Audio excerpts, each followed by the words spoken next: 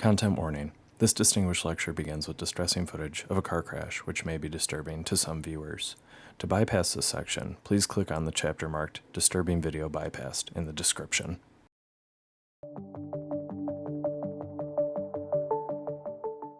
Thank you, Harry, for the nice introduction, and also for inviting me to this great place of research with the M-City that we saw in pictures and videos, but you gave me a nice tour today, very impressive. And thank you all for coming to my seminar. So what I'm going to do initially, I'm going to show you something pleasant, some of the videos. And as an introduction to what I'll be talking about, here is a car accident. Human error. We are in a hurry to exit. We don't look careful. And here the crash, right? So vehicle safety. And then the next, that's what do we see when it comes on the vehicle level, on the traffic level. If you live in big cities like Los Angeles, this is a frequent phenomenon. So these two video and pictures show two fundamental problems. One is vehicle safety, and the other one is traffic issue, is mobility. So the US crash statistics are not so encouraging. Close to 39,000 people lost their lives in vehicle crashes in 2020, which an average about 106 per day. If you compare it with plane crash, is like having a plane crash every 2 days with 200 passengers dying. And if you look at the congestion statistics, the picture is also not promising. It gets worse and worse. And in Los Angeles, we experience it with my travel time. It keeps increasing, even during COVID. Even the fact that COVID motivated a lot of people to work from home, I have no idea where people are driving. It seems that no matter what time you drive in the day, there is congestion. So the major issues in transportation, which I will address a little bit, is safety. Safety is the main responsibilities on the vehicle, right? So you have to drive safely. Mobility is the system level responsibility. So coming from the controls point of view, I see two problems. How you control a vehicle to be safe, and how you control the system of vehicles to have mobility and efficiency. It doesn't matter who drives the vehicle and how well you drive it, and whether it's computer driven and so on. If you don't do the system level control, you're not going to see any benefits. Okay, see, this is something that we have to keep in mind with these automated vehicles and so on. So before I go into that, I give you, a lot of people are young here. They don't know how we came to this point here, okay? So I give you a brief history, how this automation started and what was the idea behind it and how it became what it is today and so on. Then I will talk a little bit about what do we do in research in my group about vehicle safety and about controlling the traffic on the system level. These two different control problems that I mentioned, okay? So the whole thing is motivated by this graph. If you have two vehicles following each other and the first vehicle stops suddenly, there should be enough time and space between to avoid the rear-end collision. If there is not, then you get a crash. And the severity of the crash is proportional to the delta V, to the relative speed at the point of collision squared. And if you plot that, you see this big curve here. Maybe I'll go with this. The big line here. So it is kind of counterintuitive because it's telling you that if you are if you have a bigger distance, you get a higher collision. But what it usually means is that if the vehicles are moving at the same speed and this vehicle automatically stops, the delta V, you have to have enough time and space to create a bigger delta V. And that's why you have a curve.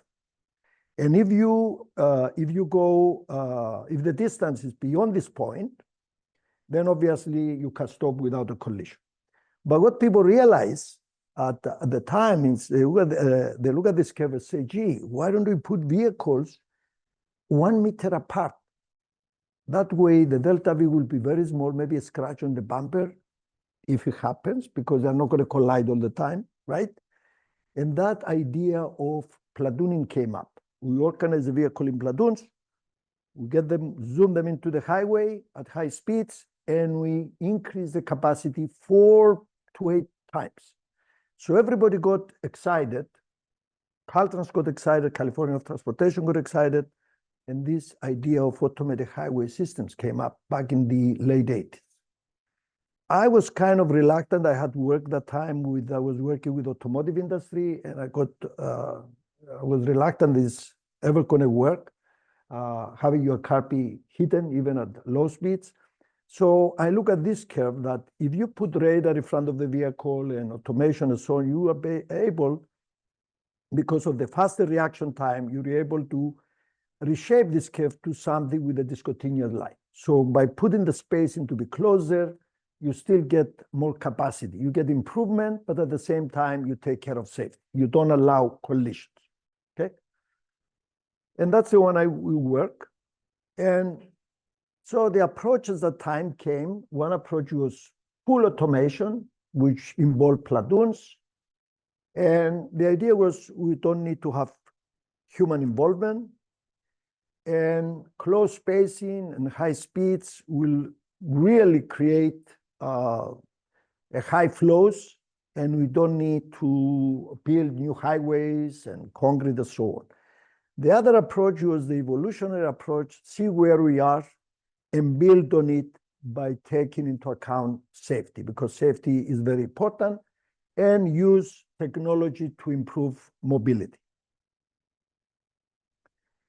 So despite that effort in 1990, the federal highway supported these programs. In 1997, north of San Diego, they had August of 1997, they had this platooning demonstration. Everything went okay. We thought there would be money coming from the sky and we'll be all set up research-wise.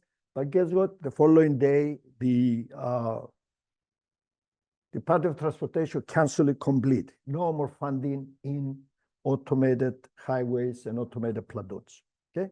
But that was a very nice demonstration and so on. And then the trucking company got involved because one of my colleagues showing a wind tunnel testing that if you put trucks together, you reduce aerodynamic drag and you get 20% benefit in fuel. So the trucking companies became interested, and there is some interest in platooning for trucks, even though some companies are going away. They think it takes time to organize platoons and things like that. And then when we thought everything is collapsing, DARPA came in and said, no, I'm interested in automated cars.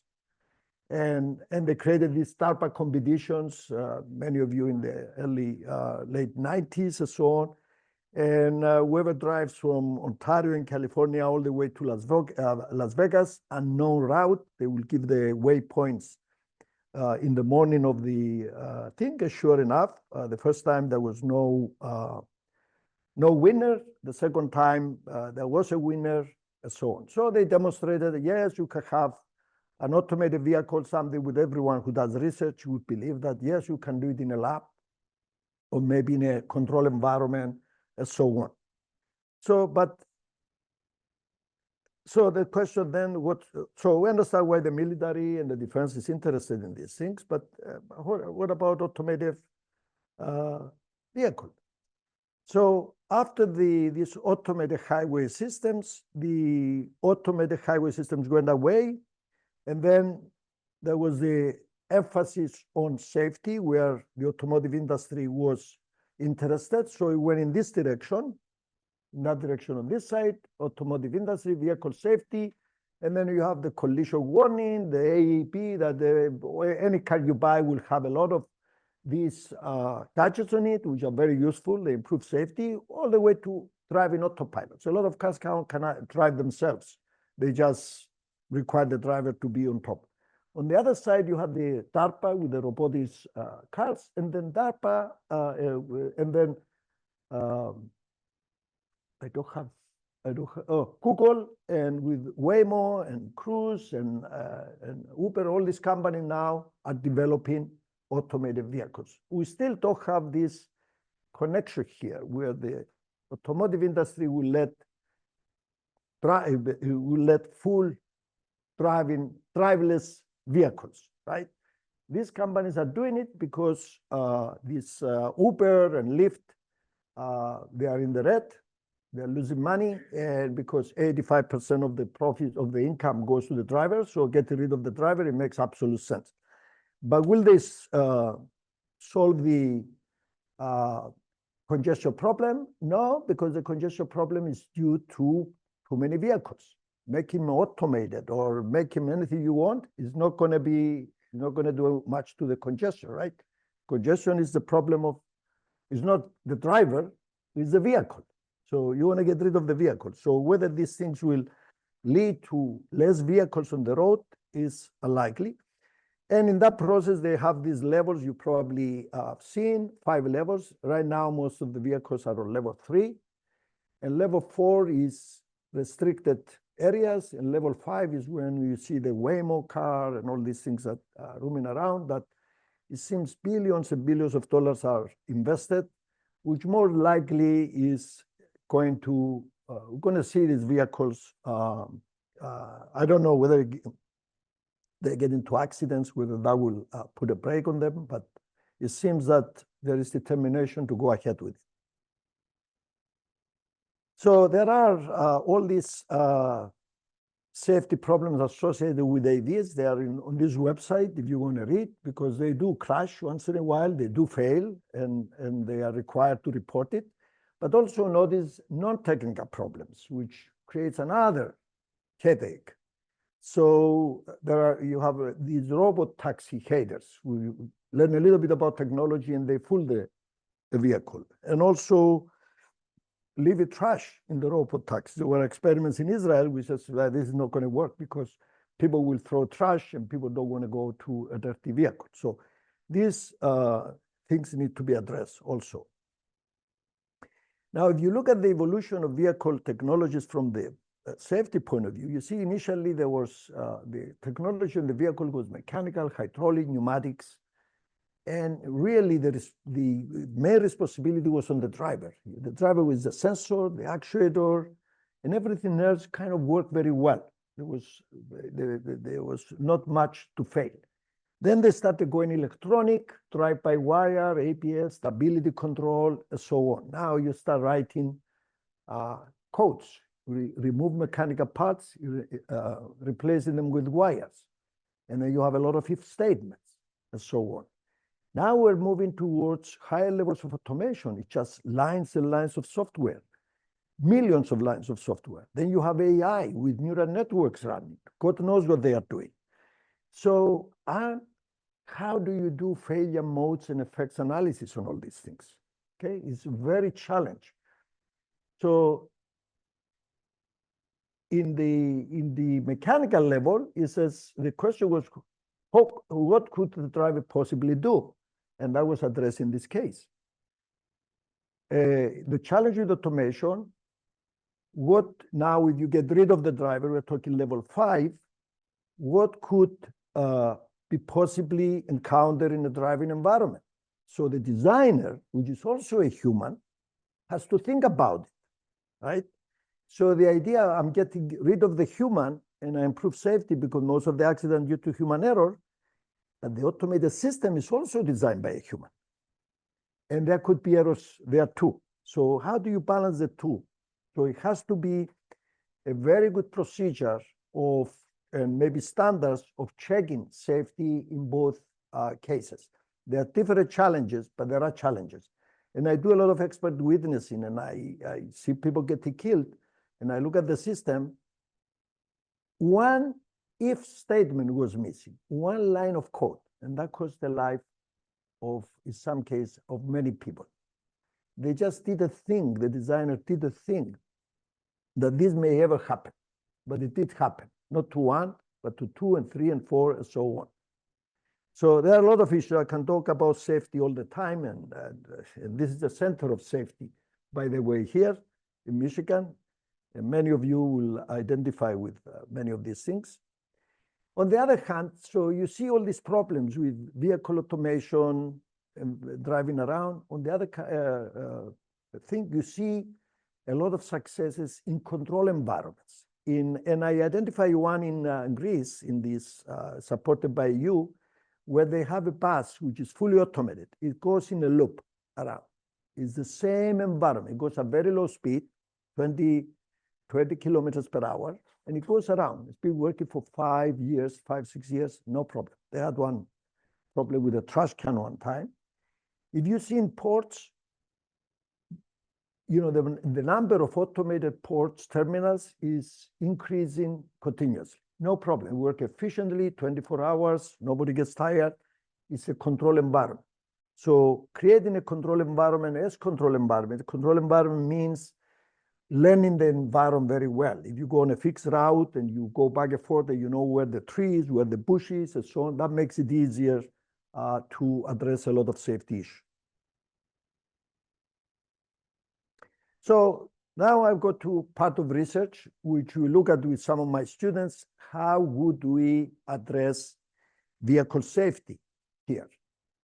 And we thought that because the environment is changed, so we have to create some rules, some inequalities that say, for example, one simple inequality, you cannot violate the speed limit, right? If one of your sensors doesn't, you identify, you have a camera, you have a radar, LiDAR, whatever, and one sensor is kind of, because of the weather and so on, it doesn't operate very well. What do you do in that case? You take that into account. You reduce the speed and you do double check it. You go around the curve. No sensor will work because you don't know as you turn, what you're going to find. What do? You do what we do as humans. You slow down the speed, you lower down the speed. So you have enough time. If someone is stopped in your lane that you cannot see, you have enough time to stop. And vehicle following, traffic lights, all this. So we went a set of inequalities that they are adapting with the environment. They're changing, the bounds are changing, they're moving. And then we take an intersection of all these different objectives here. So here we go through each one of them. Here is going around the curve and so on. So I don't want to trouble you with too many equations. So with today's technology, we know the road geometry, we can have all this information stored. We know the radius, we know a lot of things. We know the going around the curves. If the camera doesn't work and you rely on the radar, you know that you're going around the curve. You know where your radar will be pointing, and you can reduce the number of false alarms, because as you are turning, you might get, you may hit a car in the neighboring lane, and you might think it's in front of you, and so on. So knowing that, this can help. So we put all the information into a set of inequalities that they adapt, they change with time and with the environment that we are looking. So I get some feedback system of this kind, that you have your sensors, you detect things, you have and then you go to the brake and the throttle, and we look just for the longitudinal direction now, and then in another paper we combine it with the lateral. But basically that's the structure, that's the feedback loop for the longitudinal control. And then we accommodate also traffic lights, what you do when you approach a traffic light, if it's green, if it's yellow, and so on. And then we add the technology. So we wanted to have something that is open architecture. If you have vehicle-to-vehicle communication, how do you use it? And how do you use it when you don't? So these inequalities change depending on what is the technology available at that time. If you can communicate with your neighbors, then you create a different inequality than if you are not. And if you're communicating with the infrastructure, again, it leads. So it's a very flexible system that creates these inequalities, which people call these days control barrier functions. It's a similar thing, but it's more abstract. But the bottom line is same. So we have all these sets that define the different inequalities, and choose always operate in the intersection at the C of T type of thing. Okay, so you make sure that you satisfy all the regulations, all the geometry, the speed condition, and so on. Of course, these are some of the equations that come with this to analyze it. And this is the full feedback loop of involved perception, path planning, and depending what information you have available, you have the maps, V2V, the sensors that you have on the vehicle, the V2I, weather conditions, and so on. So they're all going in to create these inequalities and make sure, design your control system to make sure that it keeps you inside the intersection of these inequalities so that you have a measure of safety. So let me go to, these are some of the inequalities of the safe spacing, safety limit, and this in this abstract theory, we call them contracts, but really the student get excited, but the bottom line is that for this application, you don't need to go to an abstraction. And the bottom line is this, when you put everything together, so you get the intersection of these different inequalities, and you got, at this point, that's where we design the controller. Because safety, if you want safety 100%, you don't move. You stay home, right? So, but that's not what we want. We want to move. So you want to move safely. So there is a mobility part. So what do we have? We have the nominal controller that is designed for mobility. So the nominal controller, it controls the throttle and the brake, right? So the car can move within the speed limit, okay? So the nominal controller symbolizes mobility. Then it says the controller you actually use is the one that achieves mobility under the safety constraints that they are created by these sets, these safety sets. So this leads to some optimization problem that, so within this set, we make sure that the vehicle moves. As long as you are inside the set, the vehicle moves as if there was no constraint. And when you hit the constraint, you stay within the boundary, within the limits, okay? So that's the idea of safety. Now, will it make it 100% safe? Well, the challenge here, did we think about all possible inequalities? And really the people who work in these areas of safety, one thing we are always miss as humans is not to think about that inequality that may happen. In all the accidents I work as an expert witness, is that people did a great job, but they didn't think about this one that caused the accident, okay? So the challenge I'm trying to see, talking to different researchers, is there any method, any search method where you can run in and do something like Monte Carlo, go through all possible scenarios and see whether, make sure that we haven't missed anything. And that's a challenge because there are a lot of people who look into safety and they do a lot of work and fault tree analysis, FMEA, but they just didn't think about this one case, that this is possible. And we had this unintended acceleration where the gas pedal gets tangled with the floor mat. And the vehicle goes for the brake, it loses vacuum, and the brakes are no longer operational. 85 people got killed because of that. And that was, it was just one line of code.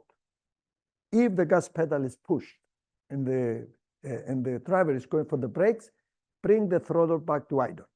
So you create the vacuum again, so the person can do it. They didn't think about it. Some other manufacturers thought about it. But they didn't think that it's possible for a driver. It must be crazy to press the gas pedal. They didn't think that as a floor mat. Someone else can do it.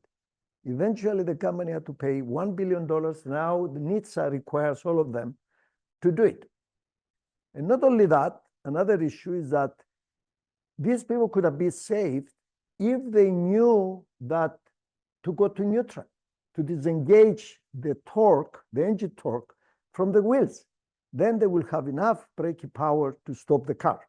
They didn't know what the neutral is, because all the vehicles are more automatic. If you learn to drive a stick shift, you know what the neutral is. But if you're an automatic vehicle, you never use neutral. So I know that my son took recently, he's 60 years old, he took the TMV test, and there was a question. What if your car accelerates very rapidly? Where do you put the gear? And you put it in neutral. So there was a connection, which goes back to these new gadgets of electronic brake, electric brake, brake hold. I ask so many people, they have no idea what's the use of it. And this has to go also to DMV. What is the brake hold? How many of you know what the brake hold is? Anyone? I know you know. 33 years in Fort, you better know. So a lot of people, they have these gadgets, but they don't know what they do and so on. And people don't read manuals, 300 manuals. And the same thing with Tesla. I was telling them last night, the Tesla has this mechanical open the door that is hidden. Nobody knows. I asked 14 people, how do you open the car if the battery goes down? Only one of them said there is a mechanical thing. Guess what? A lot of people got burned. They got into an accident, the battery started burning, and they didn't know how to get out of the car because the buttons wouldn't work. So a lot of these problems, people haven't thought about them and so on. So you put the handle, put it at a place that nobody can miss. Why well, it's in the manual, but nobody reads manual. So a lot of cases like that. So it's a big challenge when it comes to safety, not just these control things we are doing, but a lot of human interface. The argument for people who do fully automated vehicles, we're not going to have this problem because everything is going to be automated and we don't need to rely on human reading manuals or understanding what's going on and so on. So hopefully that could be achieved. So my student did this safety analysis with the vehicles, and we say, well, let's try it at an intersection. So here is the intersection. So this intersection with no traffic lights is a four-way stop, but you have the vehicles cross based on their radar. They look if the space is empty, they go and make sure they don't crash with each other.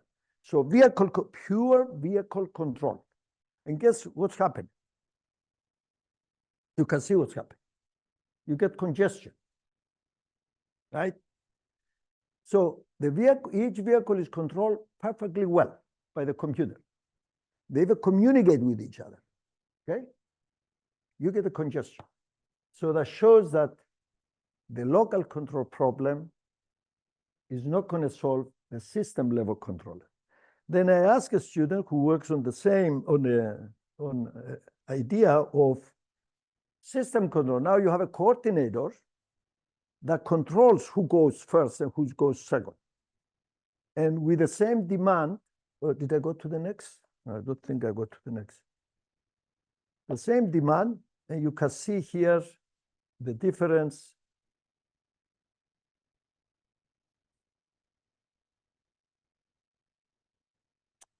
Why it doesn't play?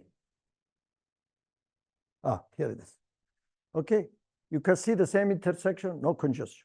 It goes on forever because you control it on the system level. So these are the difference between the levels of control. You can design the car any way you want to. You need to control traffic on the level, on the system level. And we assume you have connectivity and technology that the infrastructure communicates with the vehicles. And this is the trend we are going. The infrastructure, that's telling the Department of Transportation, we have no money to fix the potholes. How can we put sensors on the roadway? So what's going to happen? But we are interested in virtual monitoring and control. So if all the vehicles send their information in, they can get from a virtual controller information how to cross. There's nobody in the intersection. You're going this direction, go. You know, a green light will light in the vehicle and will go. You don't need traffic lights to maintain a zone. So conceptually, it's feasible if we have robust connections. And the Department of Transportation is encouraging that direction. And I think that's more likely to happen than having sensors in every intersection, cameras, LiDAR, radar, and so on, which is one thing to install, but another thing to maintain. It becomes very costly.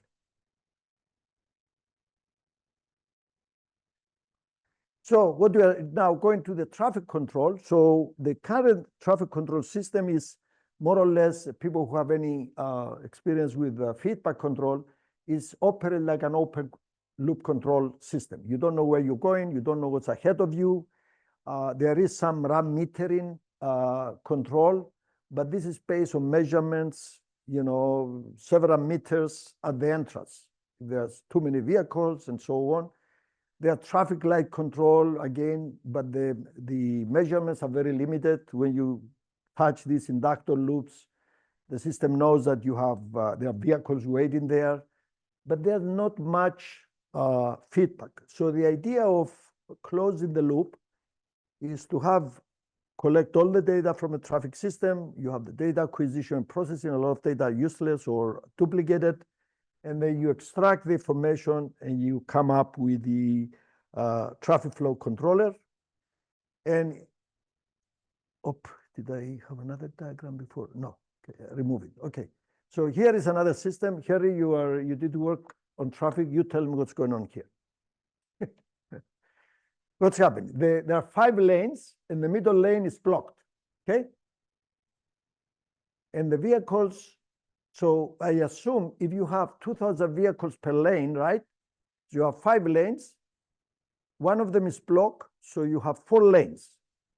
So you can sustain 8,000 vehicles per hour, right? 2,000 per each lane. If you run this is a commercial traffic simulator. If you run this, you're going to see 1,600 per lane instead of 2,000. Why? Anyone has any idea? You got it. Lane change. So the vehicles don't know what's happening. They come to the stop lane, come at 0 speed, and then they push themselves in the open lanes who are moving at 65 miles per hour, and they slow them down to 30. And because capacity flow is proportional to the speed, so they have this, what is called capacity drop. And I will show you how we corrected this very simply. So we tried to, we developed what is called lane change control. We went at a certain distance and put a sign. It said, middle lane is blocked, move to the left or move to the right. So vehicle change lanes at high speeds when the speed difference is very small. And then we did a lot of studies, and we find the question where the control variable is, where do you put the sign? So there's if you put it too close, you're going to have the same problem. You put it too far, then you have this long empty lane and people will come in again and it's not going to work. So we created something that is an empirical formula that we put it together. And you can see the top and the bottom now. Completely different picture.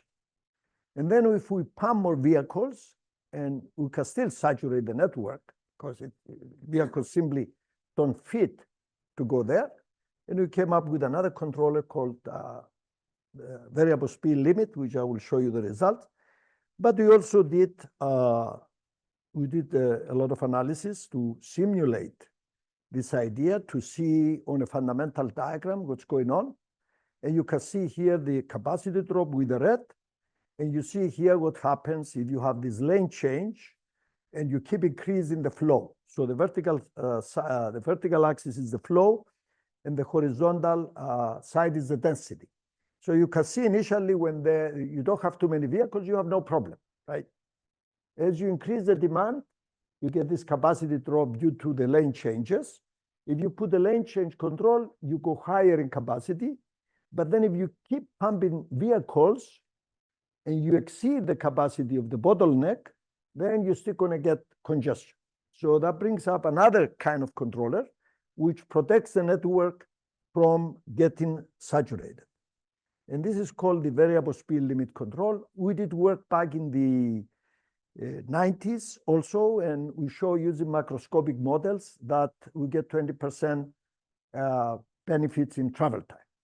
And a lot of people in Europe and so on, they mainly use model predictive control to do it.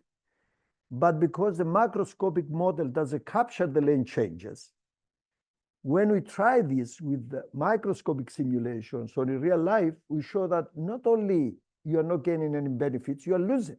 So how can it be possible? So people blame the microscopic simulator until we found out that is this lane change thing that it was noticed by other people, but we did the analysis. So we decided, and then they were most people use this model predictive control. There was no stability, no analysis, and you don't know why it works, but why it works. So I told one of my students, let's do what we do in controls. We write down the equations, we find the stability points, the equilibrium points, and we check the stability of each equilibrium point. And we want to analyze it fully to have a proof that to do what we do in control. We never put anything on any vehicle, a plane or a vehicle, unless we have the stability proof in theory. And then we tested. You know, you have to know, and that brings up the question when we put all these neural networks running, and there's no proof that they're going to work or not work, even theory, even on paper. So if something goes wrong, nobody can explain it. Why? So we developed this. We started looking at it to create analytical solutions for this problem, and we identify 9 equilibrium states, 9 situations. So the first 5 is when you get the capacity drop. The other 4 is when the traffic is not the demand is not very high, so really you don't need anything. You know, there's enough space for vehicles to go through. And then so the idea here is very simple. So if the exit capacity after the bottleneck is Q2, if you constrain what goes into the network to be less or equal to that, then everything will go through, right? If it's higher, then you cut the flow. The only way to slow down the flow is to put traffic lights. But you can't put traffic lights every time there is an accident. So you have to have the mapping that goes from the flow to the speed. The speed you can control, but not the... So there is a mapping that goes from this fundamental diagram into the speed condition. And we create up this controller for each section of the highway.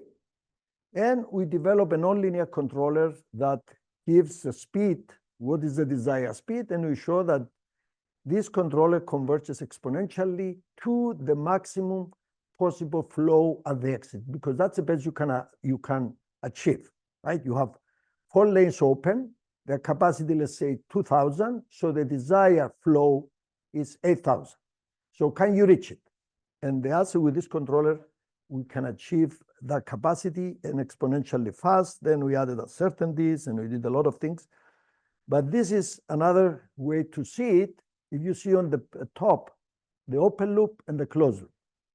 The open loop has 2 equilibrium points. One is congested and the other one is none.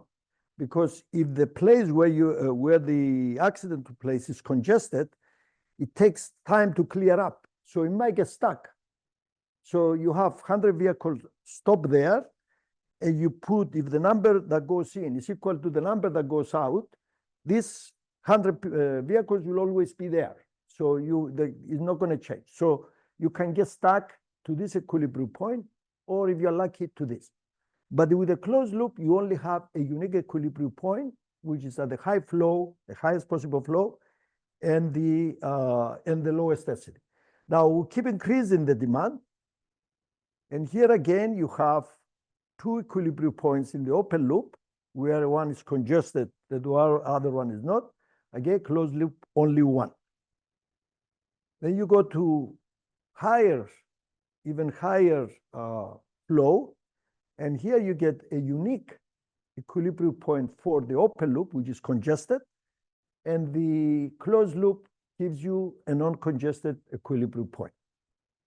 So we're very excited about that. We run even extensive simulations with real data on a Highway 710 in Southern California. And, you know, all the benefits are, we're really very encouraged that with these simple ideas, you can get such a good control of traffic at bottlenecks. And here is one animation that shows that. The left is without control. And this is another case where, as you enter, one of the lanes to the right is congested, so vehicles are forced to go in. And you can see from here the difference open loop, closed loop.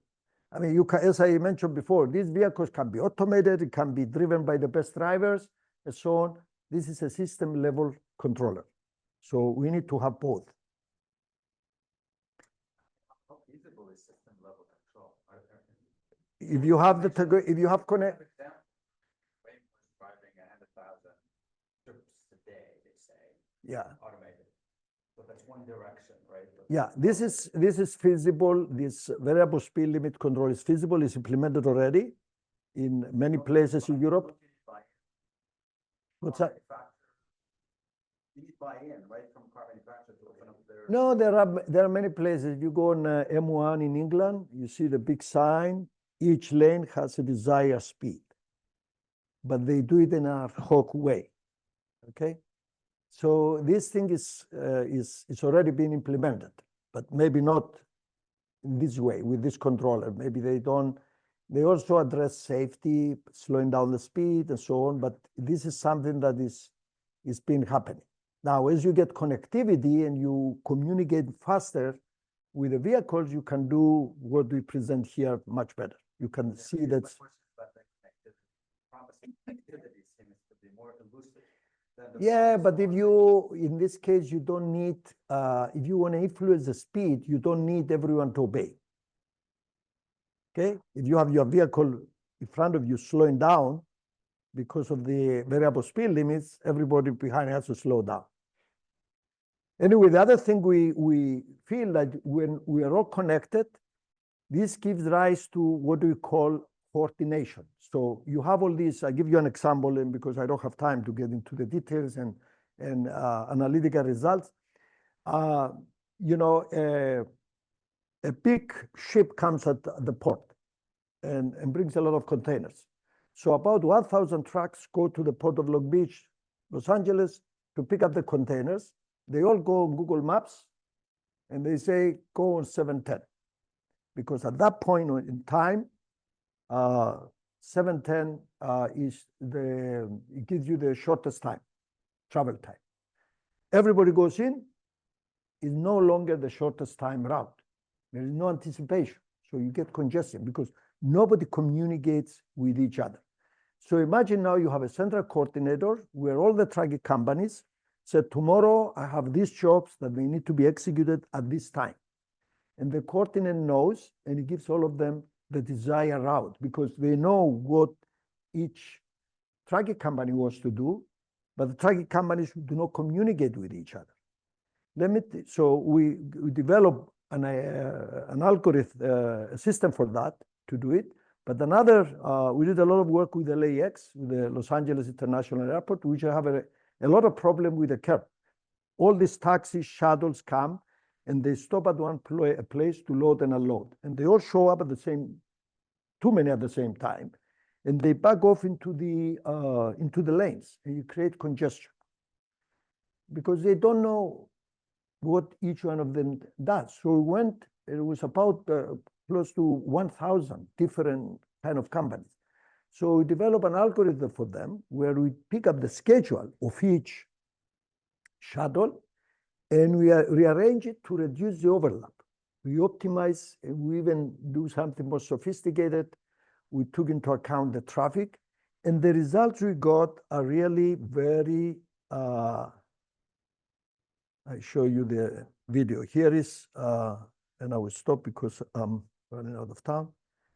Here is LAX, here is from Visim. This is exactly the network, the Terminal 2. That's where I came from, by the way. So you can see the buses on the left without central coordination and with central coordination. You can see the reduction in congestion. And this is just by having a central coordinator. And in fact, the people from LAX told us, he said, we did something similar in a sense. We told some of the guys to wait on the ramp before they enter. Every time you come, wait there for 5 minutes, and so on. So we showed it to them. They were very excited. Before that, we told them they used to have Uber and Lyft do the loading and unloading. We simulated the whole terminal. And we show them that if you remove this from this location and put them on this parking lot, you're going to get improvement. And eventually, I don't think it's because of us, because some other airports have it also. They move the pickup points away in the central point. So anyway, a lot of things are happening, but my point here is that these two levels of controllers, that you need to, for safety, you need to focus on the vehicle. And for mobility, you need to focus on the system level traffic. And connectivity will bring all these different players we are operating based on national equilibrium. Everybody is doing its own thing. This will motivate coordination, central coordination. In 1992-93, we published a paper on this empty container reuse. If you want an empty container in Los Angeles, you have to drive to a terminal, pick it up, and bring it, load it, and export it, right? And they take it, the loaded container. Now, your neighbor went to the terminal, pick up a loaded container, unloaded it, and now he has to return the empty container.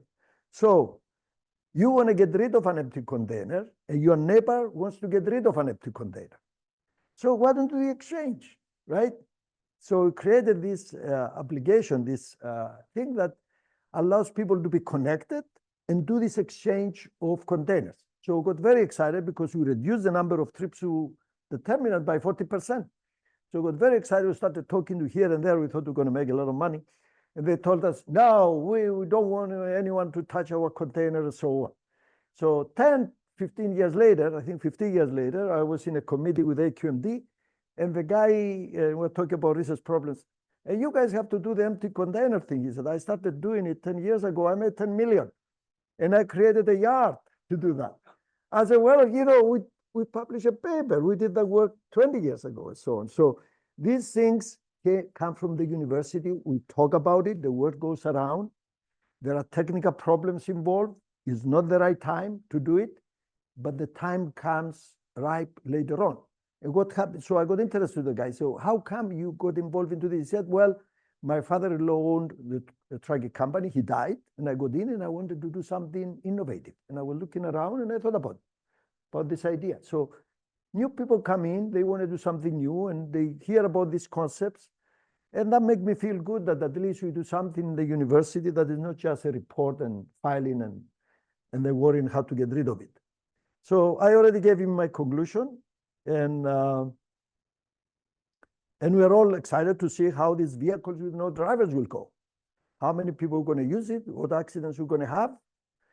Are they going to, all these AI things that goes into, I mean, I know I talked to lawyers that do work together and are all excited about it.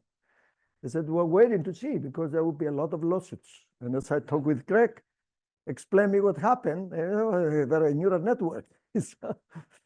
So it's going to be challenging, but I know that one thing for sure, they're not going to solve the congestion problem because that's a problem that is more worrisome to us. Is it really too much work to drive? I mean, the frustration about driving is not the driving, because you're not lifting weights or doing anything really physically challenging. The frustration is the traffic. So that's the one we need to solve to enjoy driving, not to sit down and spend a lot of time into a box, which is going at a high speed, and every time you see something, oh my God, it's going to hit it or not hit it. But maybe taxi drivers will benefit. Maybe the cost of driving will be, or transportation may be very low, right? You could be able to get a taxi, automated taxi at a very low cost. So that may help a lot of people in that respect. So there are all the challenges that the market eventually will determine the success of these vehicles. But okay, well, thank you very much for listening to my stories, and I'll be glad to. I try to avoid using equations and so on, but because I know people don't follow them, don't like them, and they prefer to see videos and colors and things like that. When I was a graduate student, I used to use theorem and proof, and everybody will focus on the proof. But that's the old good days, you know, that's gone now. Okay, thank you very much. Yeah, thank you so much for the interesting talk.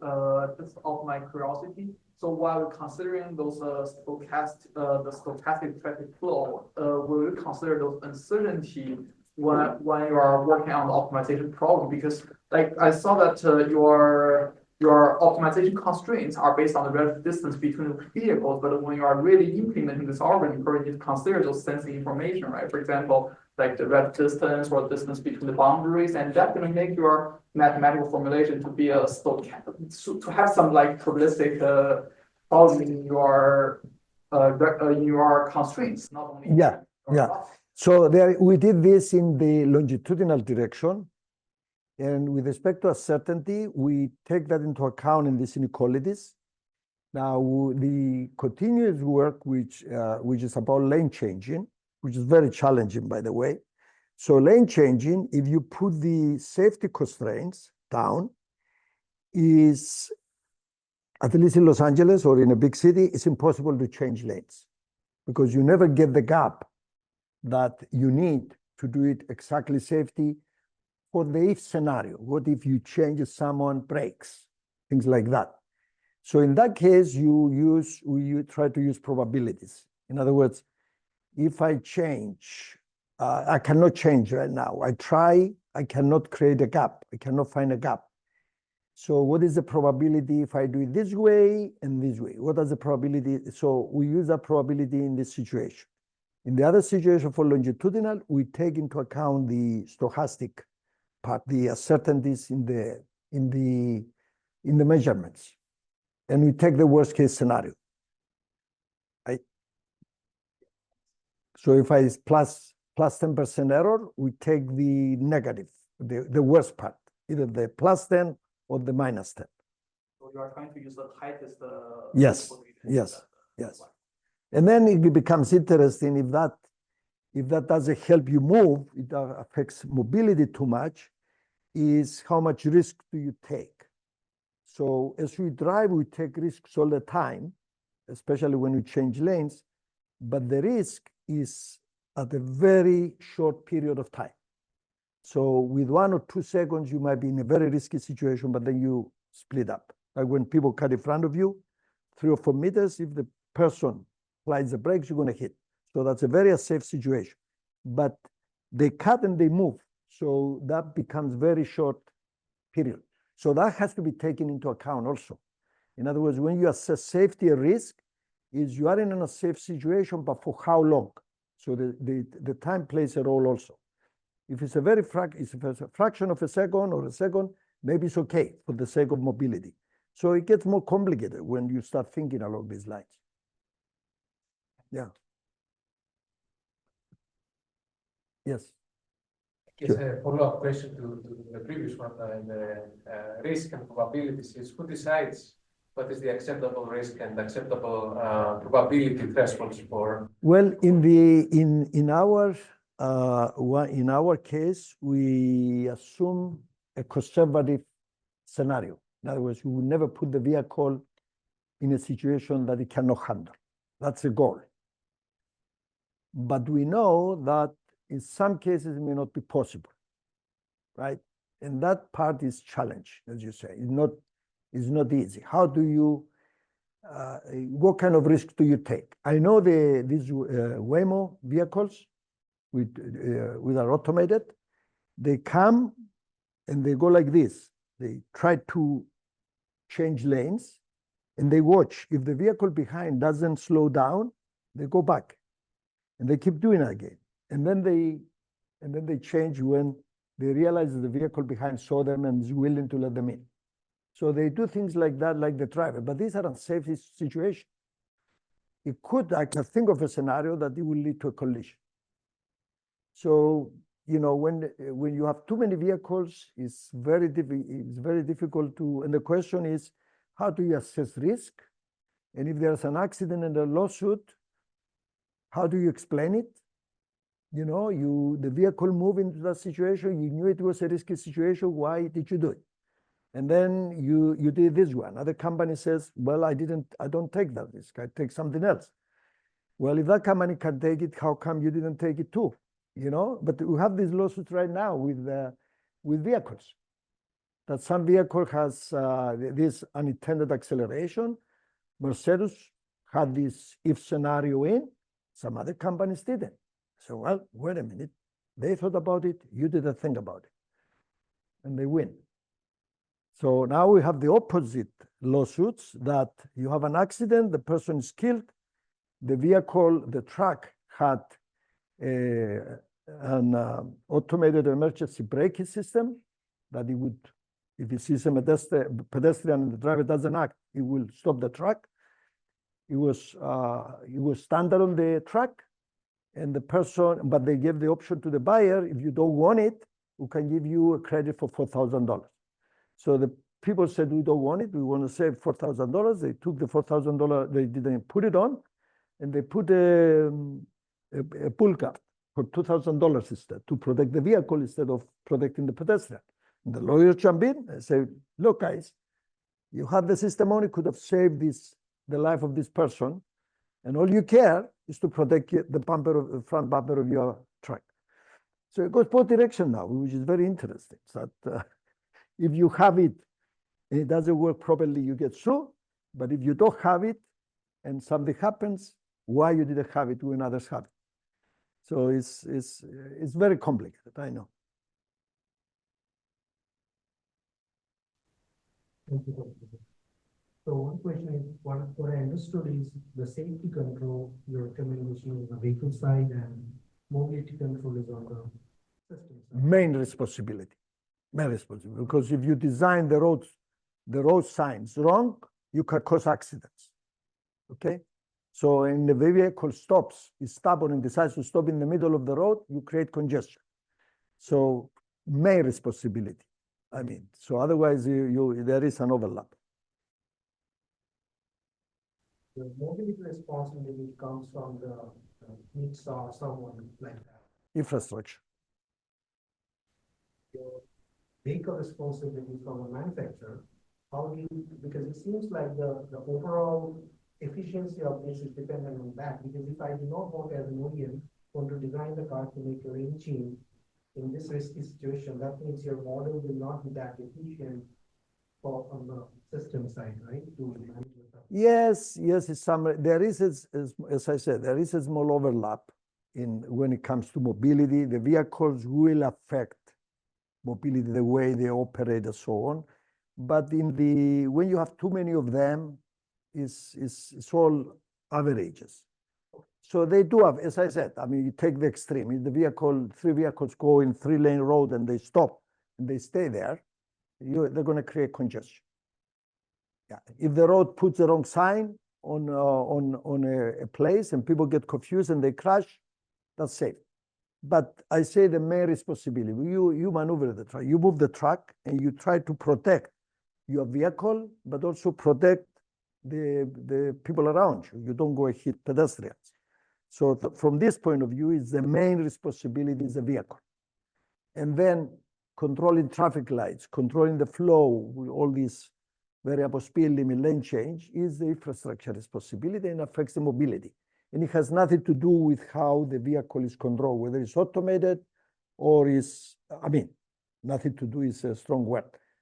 It doesn't have much to do how good the driver is, because everybody drives in the flow. It's a Thank you, Professor. As you demonstrated, we see the huge improvement of when system level control is implemented. And I wonder if when the situation is not a total automation. No, what I did is not total auto. I didn't say anything about automation. Yeah. So for example, if we have not full automation, then how shall we conduct such kind of control to the non-automated part? Yes. So, you know, if you're driving and you have a billboard that says middle lane is blocked, change lanes, right? If you're a driver, what are you going to do? Are you going to stay in the lane? Still, it's blocked. So you're going to move, right? So it has nothing, you expect people to respond to that. You don't need this 100% compliance that you're going to have in a fully automated environment, right? So these things already are implemented in cases. You know, you can see sometimes road signs, billboard who says middle lane is blocked, move, or they change your speed, lower your speed. If you go to London, M1, going to the airport, they have them all over the place, and in Holland also. So some of these ideas have been implemented. We just analyze them rigorously, and we prove that this is why they work, and so on. We don't know what kind of algorithms they're using or something else, but it does. Of course, if you have automated system, if everybody's automated, you have 100% compliance, because every vehicle will be programmed to respond in the same way when they get the signal from the infrastructure. Well, with that, I think that's all the time we have. Like, we are a few minutes over, and I'm sure Petros will be able to stay for like a few minutes after the seminar. So if you have questions, you can still ask the speaker. And if you miss any of the, today's presentation, and they will be available on CCAT YouTube channel next week as well. And I want to thank you for joining us, and also hope you have a good, great day of the weekend. Thank you. Thank you. Thank you.